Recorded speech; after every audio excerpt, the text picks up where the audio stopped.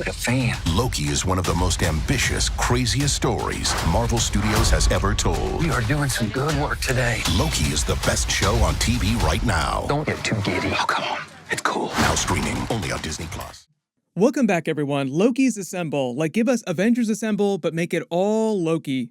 This will be my new video about all these other brand new alternate versions of Loki that we're seeing during episode 5. Marvel just dropped a brand new clip with all these new alternate Lokis, so I'll explain what's going on here. There's a whole bunch of Easter eggs, as you would expect. It's completely crazy, so we'll break it all down. If you're brand new to the channel, be sure to subscribe to get all the episodes. I'm also going to be doing Marvel's What If episodes, which are going to start in August. That'll be the next big Marvel Disney Plus series. And as crazy as Loki is, it's going to be even crazier with multiverse concepts.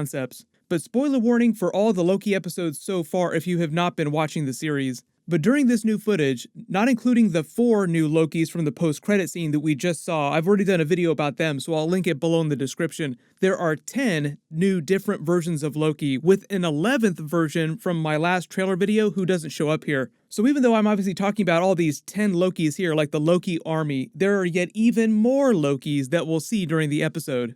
But the way Marvel's presenting this footage, this scene, if you zoom and enhance on the USS Eldridge footage, it actually seems like this shot of all the Lokis here around President Loki is happening on the USS Eldridge, like they're the ones that are firing stuff off the bridge here. They sort of clarify that all these other people that we've been seeing in the other trailers around President Loki, like we got all the President Loki footage last year, it's been a long time, so we've known about him for a while. But now, because we're getting a good look at all of them, they're all meant to be versions of Loki, just some of them look very, very different. They kind of set that up back during episode 2, when they were trying to foreshadow the big Sylvie reveal. The idea that not all Lokis had to look like Tom Hiddleston. They could look vastly different in some cases, and a lot of them had different powers as well. So we made a lot of Battle World Secret Wars comparisons here. Like if you read the recent Marvel Secret Wars event, this would be like the Loki version of the Thor Corps. You just have a massive number of alternate universe versions of the character trying to work together. But because it's a bunch of Lokis, how much they're working together is kind of a crapshoot. Like the initial group of 4 Lokis that we saw in episode 4's post-credit scene, the classic Loki, Kid Loki, Boastful Loki with the hammer, and Alligator Loki, who I absolutely love. I can't wait to find out more about Alligator Loki. All those Lokis are clearly there to help our Loki right after he arrives, so they're working together as a team like a small unit of 4 Lokis. But then in this other footage inside President Loki's lair, you see Boastful Loki beating the hell out of this Isaac Hayes-looking version of Loki with the metal rim sunglasses, the beads, and the huge beard. His crown of Loki horns seemed like it's made out of cloth, like a bandana crown of horns. Maybe they'll call him the Burning Man version of Loki. You can pick your metaphors here, like what is it that they're going for with this vibe? Usually we have to wait till we actually get the credits to find out what the Marvel people that worked on the show call these different versions. But it's just clear that all the Lokis are not as helpful and willing to work together as other Lokis. But I think that's the whole idea of the show. Owen Wilson's Mobius character had that speech inside the time prison after our Loki had his nuts kicked in 1 billion times by Sif, and he says, you can be anything you want to be. You could even be a good person, in stark contrast to his reputation for mischief and chaos. So all these many other Loki variants on this trash planet are like the full spectrum of be whoever you want to be, from good to bad to worse. Like President Loki seems like he's the maximum mischief, power-hungry Loki, like another version of Loki from the events of the first Thor movie or after Thor the Dark World when he steals the throne pretending to be Odin. President Loki is actually straight out of the comics. Some of these new Lokis are big comic book Easter eggs and references, but some of them seem like they're just meant to be extremely different or ridiculous versions, just to pay off the concept of the TVA pruning timelines where variants are way too different from what they consider to be normal for the sacred timeline. Even though we got that full reveal that the timekeepers are fake, they're like animatronic robots being controlled by someone else who we'll probably find out about by the end of episode 5. Before that big reveal, they actually speak to our Loki and Sylvie, saying that they're cosmic disappointments. So I think that's the idea with these other Lokis that they're pruning and sending to this planet, is that whoever's really behind the TVA, the timekeepers, is pruning timelines that they deem to be cosmic disappointments. Like, you're not within the range of what we consider an appropriate version of Loki, so we're going to prune you. Which is also why they probably tried to prune Sylvie, but she wound up escaping. Otherwise, it's implied she would have also been sent to this planet. But going left to right here through the Loki army, there's a version wearing a green shroud with goggles and tattoos. I'll call him Mad Max Loki, Loki Beyond the Thunderdome. But to be honest, because of the post-apocalyptic vibe this whole planet is giving off with the ruins of all these pruned buildings like the Avengers Tower, everything here, all these versions of Loki are kind of giving off Mad Max vibes. Next to him, there's a Loki with a torn military jacket and a mask covering his face and horns made out of bones of some kind.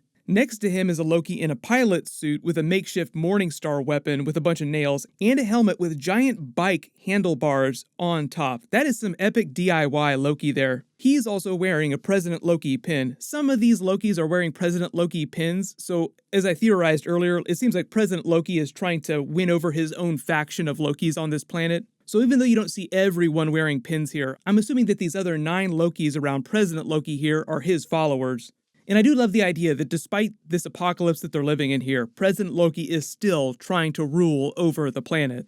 And it just seems like some of these other Lokis are less intelligent, like they take his bait, like they just listen to whatever it is that he tells them to do. That also kind of gets into the whole idea of the superior Loki in the multiverse, the one who is most cunning, most successful, the most fully realized version. Mobius kind of made it sound like the TVA, at least at the beginning of the show, considered that to be Sylvie. Like she was the superior Loki because she was the most dangerous one, the one that they weren't able to capture. But part of him explaining that was him trying to goad our Loki into helping him out, helping catch her. So whether or not he was speaking the truth, whether or not they really think that she's the superior Loki remains to be seen. But behind the helmet Loki here, there's an old man Loki looking version with really long gray hair and robes. He doesn't have any horns on his head, but he looks kind of like a Denethor version of Loki from Lord of the Rings. Like all the Lokis aren't meant to be the same age, as evidenced by Richard E. Grant's classic Loki and Jack Veal's kid Loki. Some of them are really old versions, some of them are really young versions. Then on the left of President Loki here, there's another one that's wearing a military helmet with small horns embedded in it in another military uniform. There's actually a lot of Lokis here with repurposed military gear. And I know a lot of you have asked if the TVA arrested these Lokis and processed them, then erased them, which now we know didn't actually erase them, it just sent them to this planet.